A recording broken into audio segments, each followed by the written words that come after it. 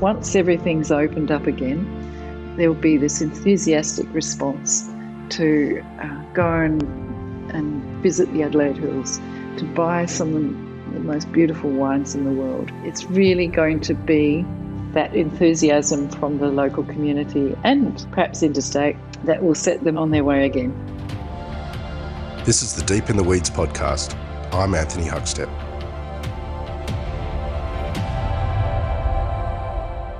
One thing we've learnt from this pandemic is that it's indiscriminate.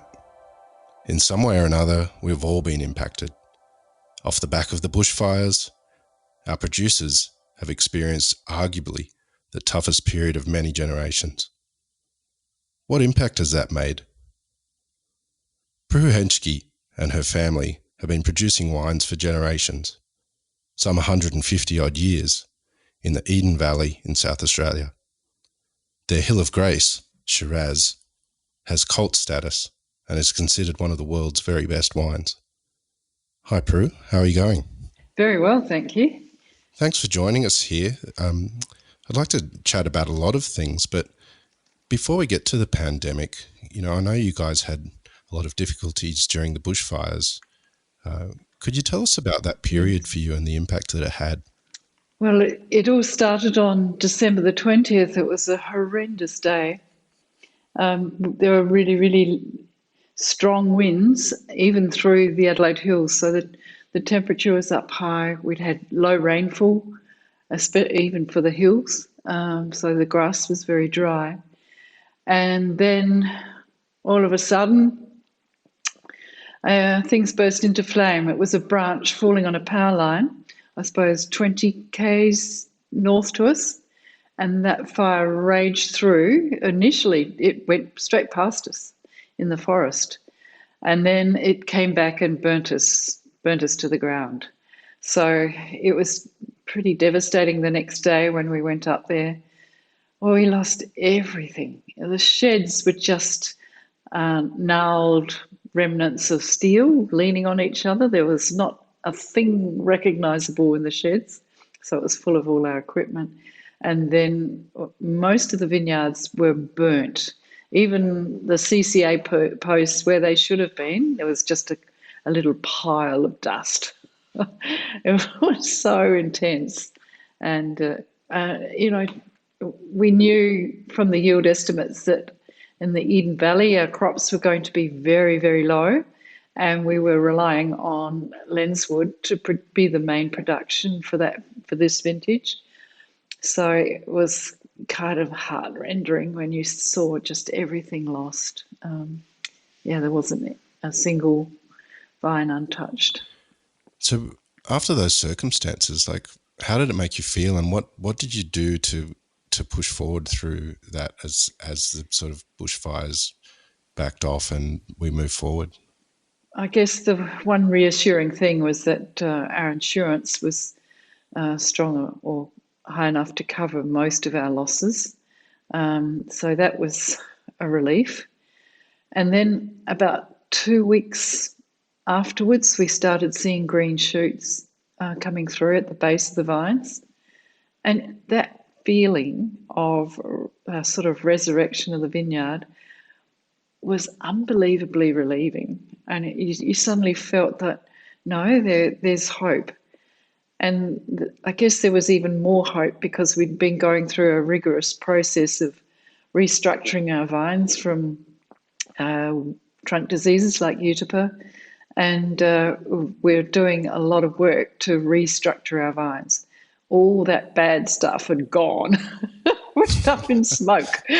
So, and just seeing this green emerge from the base of each vine was, it was glorious. You just felt relieved. And then I guess everybody started saying, oh, we need to do this, we need to do that, we need to put the irrigation on. And then we had a look around the vineyard. Not one valve was working, only the pump shed. So that was our biggest task, and our first task was to get the irrigation going so we could push those shoots up and through the black char. And and then we slowly got onto the trellising, and then worked our way up to actually training up those shoots to reform the trunks. So we've just got to that stage where most of them are up. What sort of impact does that have on the vintage? I know you produce many different wines, Yeah. and you grow them in different areas. But what has been the impact on the vintage for that period? Well, I guess we've lost most of our unique little alternative varieties, except for one, the Pinot Gris, and that's on a different vineyard. So thank goodness we had our Pinot Gris untouched.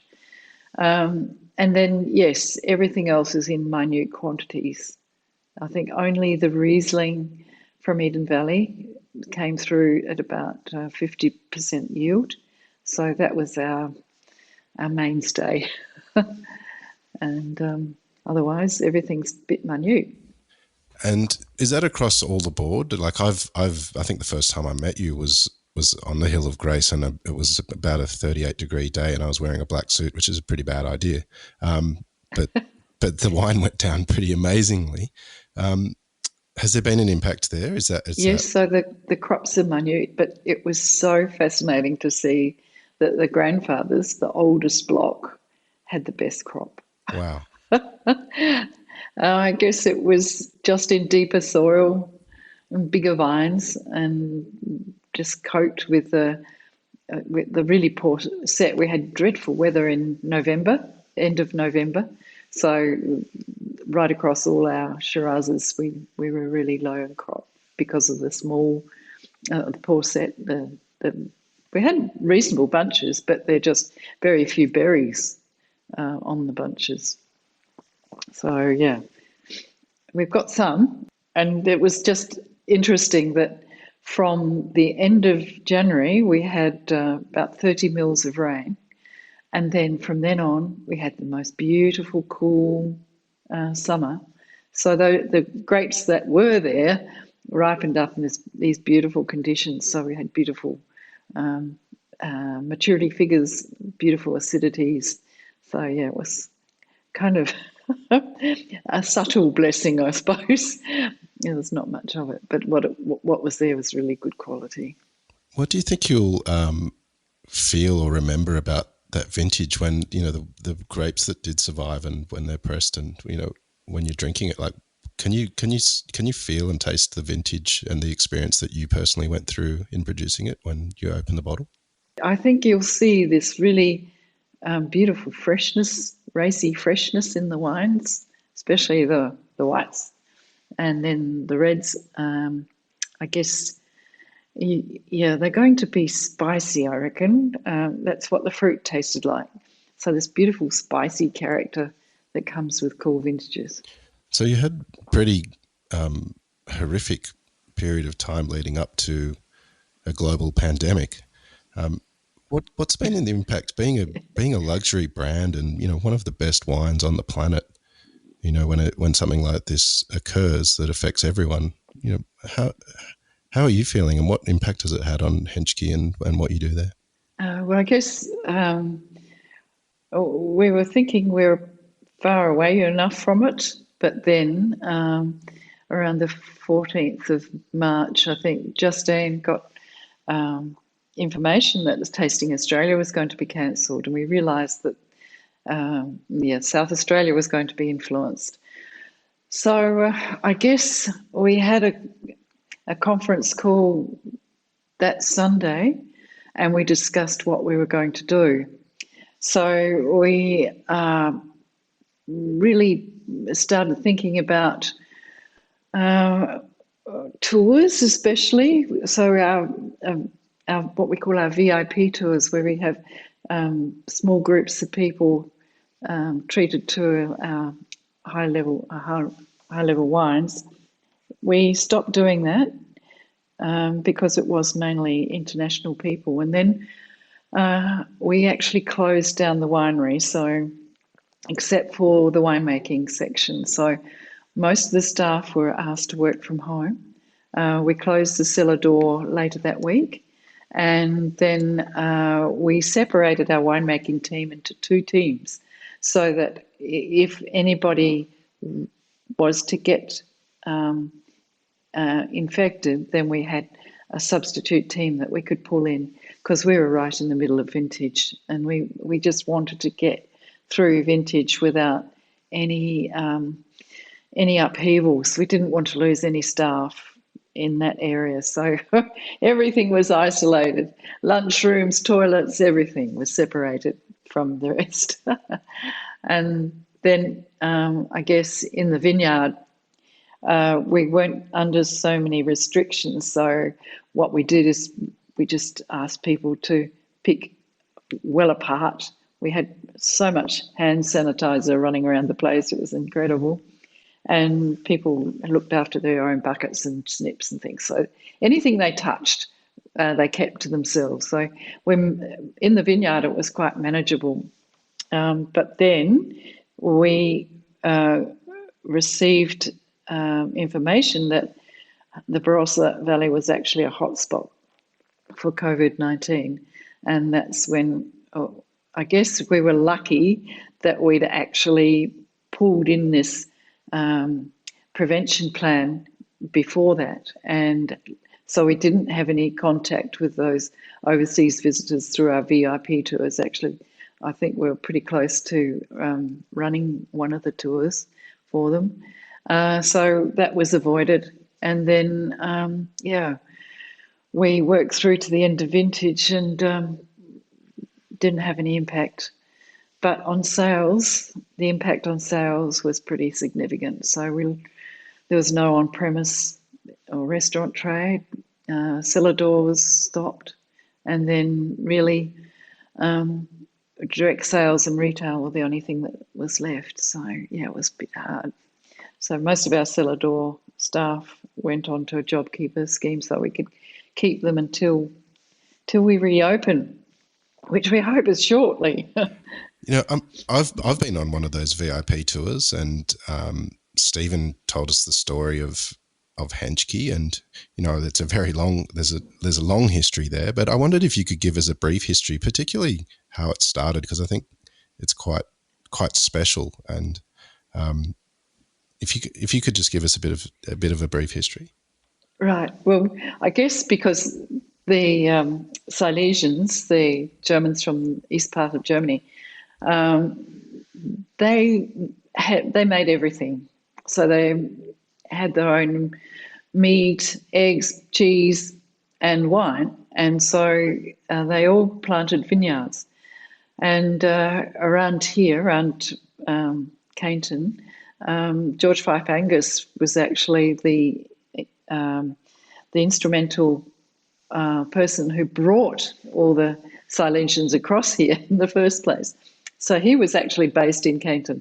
So this was the place for vineyards and wineries. We had 7 wineries in Cainton at one stage. So there was a big cottage industry in this area.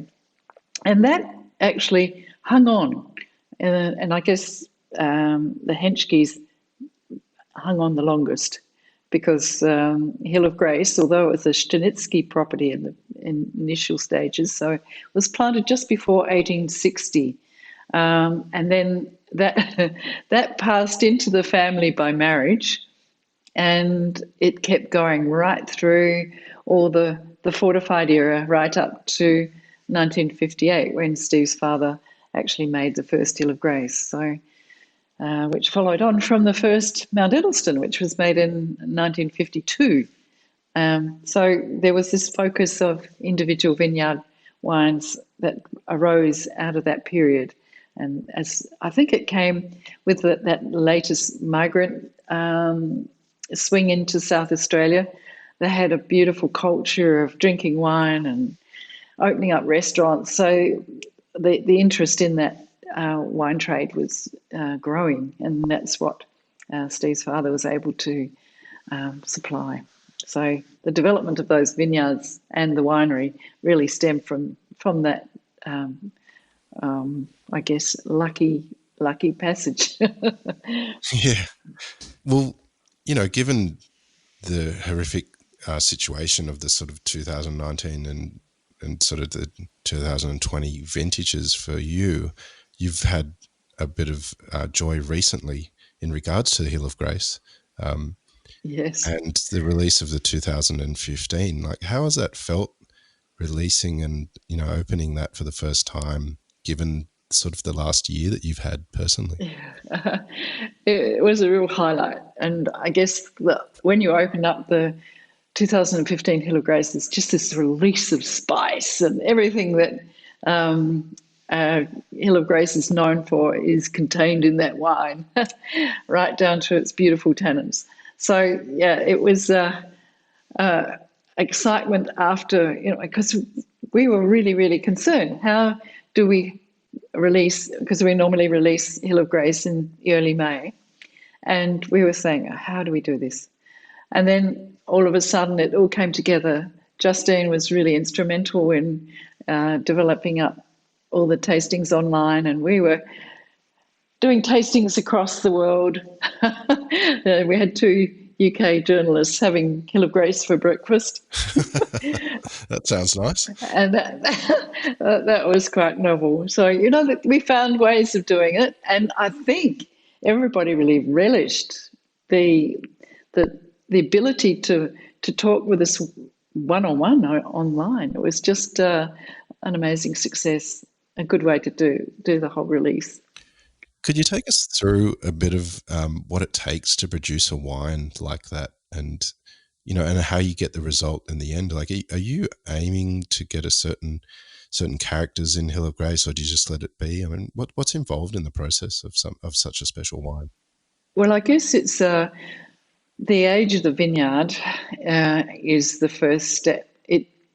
We've seen that vineyard produce a certain style and certain spice of Shiraz, and that's almost guaranteed every year. So, except the years when we've, like 2011, when it was so wet, there were no grapes picked. So we've got wonderful records going back to 1958, when we know what that wine style is, and it does its own thing. I think we don't do much else other than really put it through an open fermenter and let it do its own thing. It's a very, very simple fermentation, and we've been doing it since the 50s. Since the late 50s, like that. I guess in the 1990s, late 1990s, I started looking at organics because because the vineyard's actually dry grown. So as we came into that changing climate where we had less rainfall and we had more temperature spikes through the summer, I started looking at a way of covering up the ground. So I used a lot of mulches, and in that way it sort of led me to organics and then biodynamics. So that vineyard has been looked after rather well by its, the mulch has been amazing, how it's evened out the soil temperature. So I think that's really helped maintain the beauty of Hill of Grace. What is it that you love about what you do? Being outside, I think. And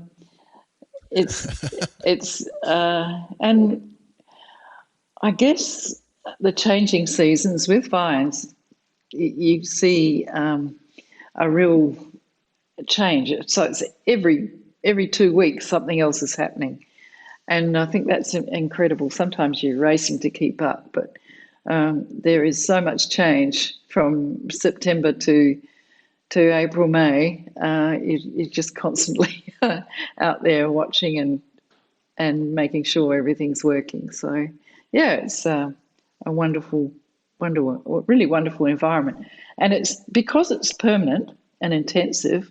You can actually build in the sort of Australian natural ecosystem into it. So I've been working on a lot of native grasses and native plants that act as insectaries around the vineyard as well, and that's been a pretty exciting step actually to make our vineyards look Australian, not not sort of European.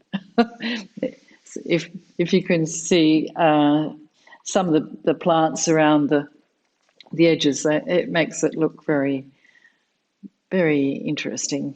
And it's there for a purpose. It's there to help support the beneficial insects that are actually working on pests in the vineyard. So there's a reason for it too.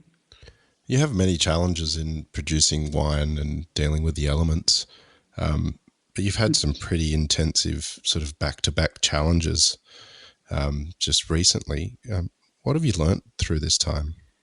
I guess we've tested out the management tools we put into the vineyard in the 90s, and they're working. So I guess we were lucky to sort of preempt what we might see in the next decade. So thankfully we did it that way. I guess there's some things like vine structure, the trellising, that we had to improve, and we did. So, yeah, I think the 10 years that we had in the 90s were times for change, and lucky we did that because we feel pretty prepared. So there's not too much else other than poor set. When you get a very bad period during flowering, that's really hard to manage. But frost fans, we've had to put in frost fans to prevent the frost damage that we were starting to see as a result of the clear nights. And it's been interesting to also look at different varieties. Actually, we had a small bevy of Grenache, Mataro, all those old varieties that came out with Shiraz.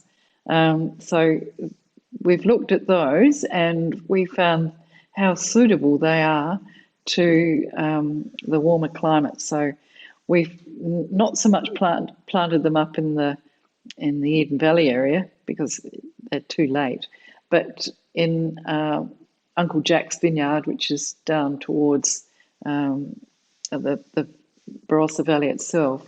There we've had a vineyard with Mataro and Grenache, and that's looking pretty exciting. And then we've also looked at Tempranillo and Nebbiolo.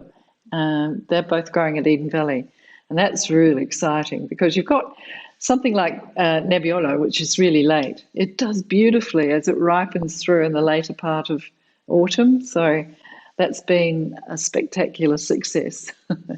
Tempranillo, we're working on that still. We've got some new clones that we imported from Spain, and so it's giving us that opportunity to realign with the weather. A little earlier you were saying about how important the on-premise and sort of restaurant industry is for your wines. What are you missing about restaurants, and have you had any involvement with this sort of shift in paradigm that they've had down there to adapt and sort of survive? Perhaps not me personally, but it's just constantly keeping in touch with these people and trying to support them. I guess there's been a restriction on wine sales for sure from restaurants, but I guess just keeping in touch with them and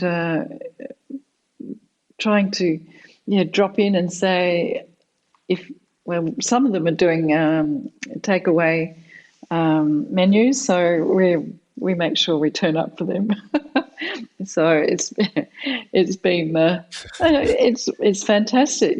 Some of the food that has come from Paul Baker, and our local fermentation is just starting to deliver, and the opportunities are there to supply anything from pizza to ravioli to. It's been fantastic to just communicate with the local restaurants and support local. What do you think is the way forward for restaurants, sort of as they slowly open up again. Do you think that the hospitality sector will be different as a result of this? It's going to take a while, but we're all, I think, so enclosed. We're dying to go out again and sit down and have a fantastic meal. I think once the restaurants open for a proper service, I think they'll be really well supported. I think everybody's sick of staying at home, and because the supermarkets are absolutely challenged in supplying a lot of the stock. So, I fancy being restricted on pasta and flour and crazy things like that. And I guess that there's one thing that actually has been a benefit, and that's accessing the oysters. That's been an amazing opportunity for us. So often friends are offering oysters. They have to buy them in 12-kilo batches, I think, and that's been spread around the local delis and friends, and so we've had wonderful access to the most beautiful oysters. Well, let's hope that continues. Yes, well, I guess all that stuff, prawns, oysters, even I guess crayfish at one stage, they were just available, and you just read. Normally that's all off for export, but I think you feel like you're celebrating your own local produce, having this available to you. So it must be able to help the producers of all that beautiful seafood that we don't often see, especially regionally. With the impact that you've had over this sort of recent period and that sort of new life coming through the ground, as you were talking about earlier, and the shoots coming through and offering promise, what do you see of the future, and what does wine look like in the future in your region? Oh, I think it's for the Adelaide Hills. It's going to take a while to recover. So 2 years but the issue is it was only a very small area that was actually damaged. So I think it was under 1,000 hectares is actually burnt, which is 30%, less than 30% of the Adelaide Hills. So despite being catastrophic, it's a small section of the industry that's been affected. Even interstate, it's only a very small footprint, and I think perhaps the impact of the bushfires was minor to the impact of COVID. Just the restrictions on small cellar doors who rely on that direct sales opportunity, that's been hard. It's been really difficult to handle. But once that's all open, I think the enthusiasm we see in the population, I think that'll burst. Once everything's opened up again, there'll be this enthusiastic response to go and visit the Adelaide Hills, to buy some of the most beautiful wines in the world. It's really going to be, I think, that enthusiasm from the local community and perhaps interstate that will set them on their way again. Now, Prue, when you get to eat in a restaurant again, and hopefully that's incredibly soon, what's it going to feel like? And more importantly, as one of the world's best winemakers, what are you going to drink? Oh, we must probably buy the most expensive bottle on the menu just to get them going. But no, it's going to be wonderful, and just I think it's going to be a real celebration when we finally walk through the door. We're going to say, "Yay, you're open again!" It's going to be wonderful, and just the taste, the flavours, and the whole being served and waited on is just going to be a magic reopening. Well, it's made me really excited to want to do it right now. I loved your energy. Prue, thank you so much for today, and good luck with what's sprouting there at the moment and the future of your wine industry. And keep in touch, and we'll talk to you soon. Okay, thank you. This is the Deep in the Weeds podcast. I'm Anthony Huckstep. Stay tuned as we share the stories of Australia's hospo community, suppliers and producers in search of hope during this pandemic. Special thanks to executive producer Rob Locke for making this all happen. Follow us on Instagram at Deep in the Weeds Podcast, or email us at podcast@deepintheweeds.com.au. Stay safe and be well.